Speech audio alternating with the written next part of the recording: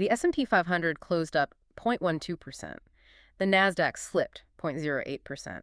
And the Dow Jones Industrial Average gained 0.25%. Just barely a pulse on those numbers. Right. The closing bell rang exactly 15 minutes ago, wrapping up the Friday, February 20th session. And if you were watching the tape today, it felt less like a functional market and more like a crime scene where the evidence was being slowly tampered with. That is vivid. But honestly, it's accurate. I mean, if I had to define this session in 2 words, I'd just say choppy mess. A complete mess, but we have to look at the scoreboard and get our bearings before we get into the feelings. We essentially finished flat. We did. Sentiment right now is neutral, bordering on totally paralyzed. You saw institutional desks just sitting on their hands all day. There were no heroes stepping in to buy this close ahead of the weekend. It was just pure, unadulterated defensive positioning. Let's put this into temporal context for everyone listening, because the closing print is actually pretty deceptive. We just wrapped the week, sure. But if you were looking at the futures market from this morning, like at 5:30 a.m. Eastern, futures were actually at 0.24%. We had a real bid. We did. The overnight setup was definitely there. But by the time the closing print hit the tape just now, the S&P finished flat to red on the session, depending on the exact index you're tracking. That is a classic fade the rally dynamic. So why couldn't we hold the morning gains? What changed between coffee and the closing bell? We really have to unpack that because it wasn't random. This wasn't just a case of it's Friday and I want to go to the Hamptons. There were 2 massive macro drivers locking up the gears today. First, you have the tariff shock. Right, the legal battle. I mean, this has been the headline all week, but today it just got weird. Weird is putting it lightly. Traders were completely paralyzed. You have the Supreme Court striking down the existing tariff framework earlier in the day. And initially, the algos read that as bullish. Less friction, cheaper goods, obviously better for multinationals. But it was followed almost immediately by President Trump's 10% fallback global levy order. Talk about whiplash. 1 minute the barriers are down, and the next minute there's a blanket tax on everything. It's total policy fog. And you know this better than anyone. Mm. The market hates uncertainty way more than it hates bad news. If you tell the market, hey, taxes are going up 10%, it can price that in. It runs the DCF models, it discounts the cash flows, and it finds a floor. Right. The math works it out. Exactly. Yeah. But if you say taxes might go down or they might go up, depending on a court order or a completely random pivot over the weekend, the market freezes. So this wasn't a flush where everyone panic sold, and it wasn't a breakout. It was a liquidity trap. Institutions aren't going to commit new capital into a weekend with that much binary risk. They're literally just rotating their existing bags. So everyone is just shuffling deck chairs because they don't know if the ship is sinking or just turning around? Precisely. But while the macro guys were staring at the Supreme Court headlines, the private equity desk got hit with an absolute bomb midday. We have to do a deep dive on Blue Owl Capital here, and I want to push on this because a lot of people listening might think, okay, that's private equity. I trade tech stocks. I trade the Qs. Why do I care about a private credit fund? Because this is the critical piece of the puzzle for why we faded today. And it connects directly to your tech portfolio. In fact, if you own Apple or Microsoft, you essentially paid for Blue Owl's problem this afternoon. Walk us through that mechanism. So the news hits the wire midday.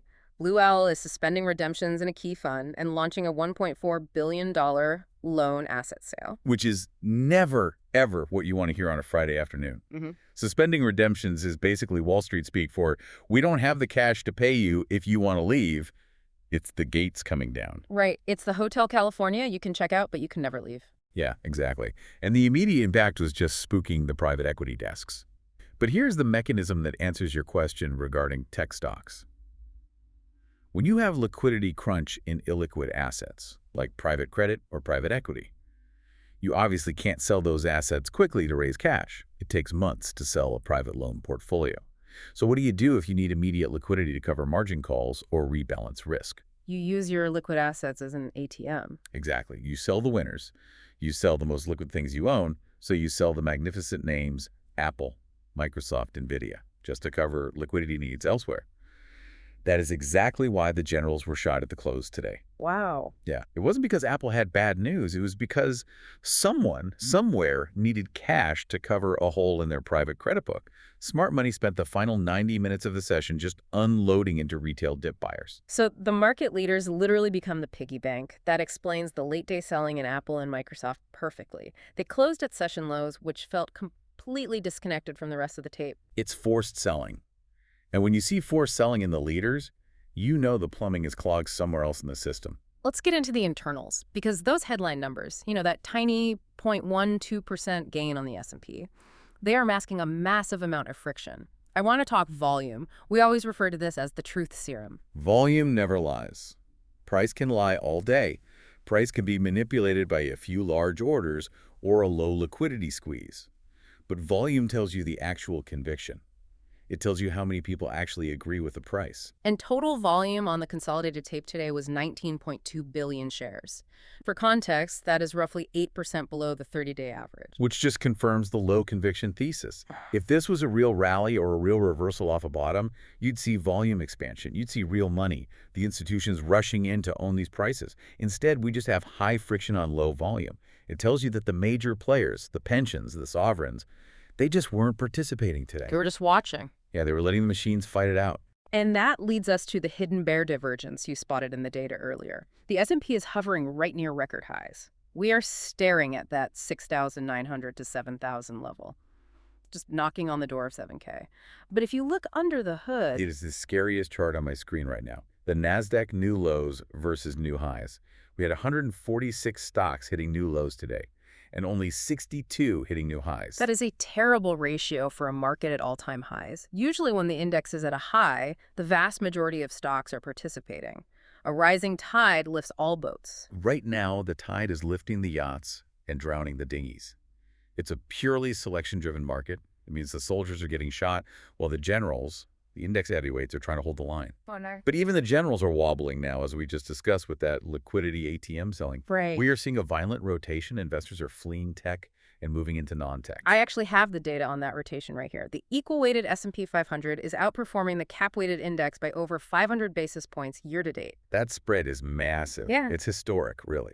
And just to clarify for you listening, the cap-weighted index is obviously dominated by the big tech giants, your Apples, Nvidias, Microsofts, but the equal-weighted index treats Apple exactly the same as a random industrial company like Fastenal or an airline like United. Right. So when the equal weighted is winning by 500 basis points, it tells you the average stock is actually doing significantly better than the mega caps recently. But today, that advance or decliner line was just a stalemate. It was a complete tug of war. Let's look at the sector leaderboard to see who actually won that tug of war today. The clear leader was energy, up 1.4%. Crude supply is tightening. That trade is definitely working right now. It's a geopolitical hedge, obviously, but it's also a raw supply-demand story.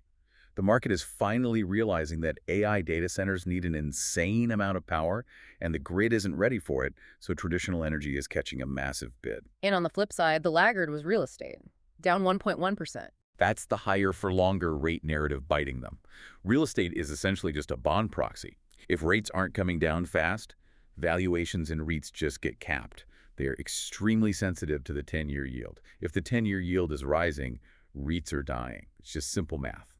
And just looking at the Dow components to round that out, 18 of the 30 finished in the red. So again, despite the green on the screen for the Dow overall, the majority of the blue chips were actually down. It's a very thin layer of green paint over a lot of red rust, and eventually the rust eats through the paint. Let's shift gears to volatility in the options market. Usually on a Friday, we expect a vol crush. Options expire, premium comes out of the market, the VIX drops. It's the standard Friday script, but we absolutely did not get that today. No, we didn't. The VIX is really sticky right now. It closed at 20.23. Why is sticky above 20 so significant? For someone managing their risk going into next week, why does that specific number matter? Think of the VIX like a speedometer for fear. Below 20 is generally considered a bullish or highly investable regime. The road is clear. You can drive fast. Volatility is manageable. Okay. But above 20, you're in a high volatility regime where daily swings become violent. You're driving in a storm. The fact that we can't break back below 20 suggests traders are genuinely nervous. And if you look at the short-term gauges, the VIX 1D, the VIX 9D, they are notably elevated. This tells me traders are aggressively buying protection right now. They're scared of next week. We have core PCE and Q4 GDP data coming down the pipe. So they are hedging the weekend binary risk and the data risk. They just aren't willing to go naked into Monday. They are paying up for insurance. That's the key takeaway. But there is a bigger structural force at play here, too. the gamma wall. Okay, let's unpack this because we keep hearing about the gamma wall at 7,000. For the person driving their car right now, visualize what this actually means for the market mechanic. Think of the 7,000 level on the S&P 500 like a giant magnet. The market is pricing in a massive amount of open interest call options, bets on the market going up right at that psychological 7,000 mark. Because so many people have bets there, the market naturally tends to gravitate toward it. Market makers are positioned in a way that essentially pulls price toward that strike. But magnets repel too, and gravity works both ways. Exactly. There is a huge risk to the downside that people are ignoring. We need to watch the zero gamma flip zone. Which you have marked right at SPY 5,850. Correct, 5,850. Here's the actual mechanics of it. As long as we stay above 5,850, dealers, the market makers, they act as shock absorbers. When the market drops, they buy to hedge their books. When it rallies, they sell the hedge, they keep things stable, they dampen the waves. But if we break it... If we break below 5,850, the dealers flip. They stop being shock absorbers and they start adding fuel to the fire. They enter negative gamma. That means when the market drops, they have to sell to hedge their books. So their selling just begets more selling. Exactly. They stop buying dips and they start aggressively selling into weakness. That is exactly when a slow drift lower turns into a trapdoor. It accelerates the sell-offs, like the floor just drops out from under you. Exactly. So for everyone listening, 5,850 on the SPY. That is your line in the sand. You hold that wall, you hold the bull case, you lose that wall, things get ugly extremely fast. You really do not want to be long leverage below 5,850. Let's move to the stock specifics, because we saw some wild individual moves today. Winners, losers, and some serious reversals. I want to start with Microsoft. The classic high-to-low reversal. It opened so strong they had that cloud beat carryover from the previous earnings cycle, and it looked like it was going to just run and then flush. Closed right at session lows. We talked about the liquidity selling from the private equity side, but was there a narrative shift happening there too? There absolutely is. The doubts about AI return on investment, the ROI, are finally starting to outweigh the top-line revenue numbers. For the last 2 years, investors basically said, just build it, we don't care about the cost. But now they're looking at the CapEx spend, the literal billions being poured into these data centers and saying, show me the profit margins, show me the efficiency gains. And when they didn't get a perfect answer today, they sold the RIP. It's a show me the money market for AI right now. Yeah. The pure hype phase is over. The execution phase is here, and it is brutal. Meanwhile, look at Deere, ticker DE. Oh, the absolute winner of the day. Up 11.6%. I mean, that is a massive move for a legacy industrial giant. You don't see tractors moving like crypto very often. It's huge. We're calling this the steel and soil trade. I love that phrasing, steel and soil. They posted a massive guidance hike today, and this connects directly back to what we just said about Microsoft. In a world full of AI smoke and vaporware, investors are pivoting hard to tangible industrials. Deere is real. It's dirt, it's farming, it's machinery, it's global food security. And clearly, the market desperately wanted to buy something real today. It's the pivot from bits to atoms. Exactly. And Deere is the king of atoms. But we also had some canaries in the coal mine today, the warning shots that suggest maybe the broader economy isn't as Teflon as we've been led to believe. The warnings were loud, if you were actually listening. EPAM systems down 17%, Carvana down 8%. Brutal moves. What does that tell you? Why those two specifically? Well, EPAM is IT services. That's corporate spending. That's companies hiring outsiders to build their software. If that's down 17%, corporate budgets are tightening, full stop. Carvana, on the other hand, is consumer discretionary, specifically the used car market. That's a direct read on the subprime consumer. Both of them gave very cautious guidance today. These are high beta names. When they start cracking like this, it suggests the mid-market economy, the real economy, not the AI bubble, is bracing for a much harder landing than the Fed wants to admit. So the top is heavy with AI doubts, and the middle is cracking with economic slowing. Exactly. That is the textbook definition of a fragile market structure. It's basically a barbell of pain. Okay, let's look ahead. Monday strategy. We've got the whole weekend to digest the Supreme Court tariff news, to digest the Blue Owl liquidity news. How are we actually positioning for the open on Monday? Probability-wise, Monday is highly likely to be an inside day. Explain that setup for the newer listeners. Historically, when you have a neutral, choppy Friday close right after a highly volatile week, about 65% of the time, the following Monday is an inside day, meaning we will just trade within Friday's high and low range. We don't break out to the upside. We don't break down immediately. The market essentially just takes a breath to figure out where it actually is. So the probability of a trend day where we just rip higher or crash lower right out of the gate is low. Very low. I'd put it at about 15%. So the strategy for you listening is this. Do not chase the open. If we gap up on Monday, expect it to fade. If we gap down, expect it to be bought. It's going to be a look above and fail or look below and fail environment. You want to be fading the edges, not chasing the momentum. And what's the macro hinge we need to watch? What's the one number on the screen that dictates the ultimate direction next week? The 10-year yield. It's hovering dangerously close to that critical zone. If the 10-year tests the 4.5% floor, Which is a huge psychological level. massive. If it hits 4.5% and bounces or breaks right through, that is your trigger. If yields spike, this neutral drift we saw today turns into a violent breakout or a breakdown. If yields go up, tech goes down. It's really that simple right now. Okay, let's get specific. We have some day 2 plays. These are high conviction setups for Monday morning based entirely on how we close today.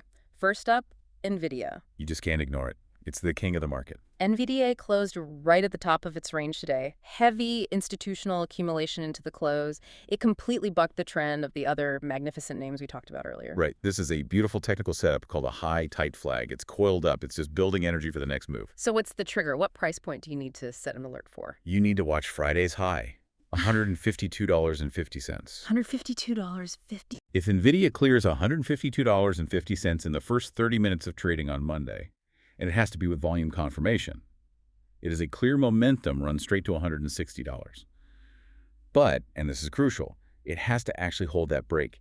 If it pokes above $152.50 and immediately falls back, it's a trap. You need to see the 5-minute candle close solidly above that level. Got it. Second name, Palantir, ticker PLTR. A huge favorite of the retail crowd, but we are seeing some very interesting flows there. It had a volume price gap this afternoon. Right. We're looking for a red to green move here. It sold off a bit into the close, but we want to see if it dips to the $62 support level early Monday. $62 is the absolute floor. If it hits $62 and the bid holds, like if you see real buyers stepping in aggressively on the level 2 data, it's a massive squeeze play. Shorts will be forced to cover before the monthly close. But if $62 snaps, you stay far away. Do not try to catch the falling knife. And for the cautious listener, the hedge, the I want to sleep at night this weekend trade. Given the blue owl news and that lingering tariff risk, long volatility, grab some calls on the VIX, and pair that with short momentum if names fail, that crucial 10:30 a.m. liquidity test on Monday. The 10:30 a.m. test is key. We talk about this a lot on our deep dives. That's when the amateur hour ends and the pros actually take over the tape. Exactly. The first hour of trading is pure emotion. The rest of the day is reality. If the market is rallying hard at 9:30 but rolls over at 10:30, that's your signal to get short. The pros are just using the morning strength to sell into the liquidity provided by retail. So to wrap this up, we are looking at a market that is essentially just holding its breath right now. We are in a sideways to soupy regime. It's thick. It's hard to move through. It is definitely not a market for heroes. And that magnet target at 7,000 on the S&P. Watch the 6,900 level first. If breadth doesn't improve, if we don't see those advancers actually start beating the decliners, then the run to 7,000 isn't a victory lap. It is a gamma trap. It's a fake out, designed specifically to suck in retail capital before the rug pull. The dealers will push price up there just to get the gamma flip, and then they'll pull the rug out from under everyone. A trap designed by the actual mechanics of the market itself. Exactly. Hold the wall, hold the bull case. That's the mantra going into next week. That's the only way you survive this chop. We'll leave it there. Study the charts, watch the 10-year yield, and we will see you at the open. Stay nimble out there.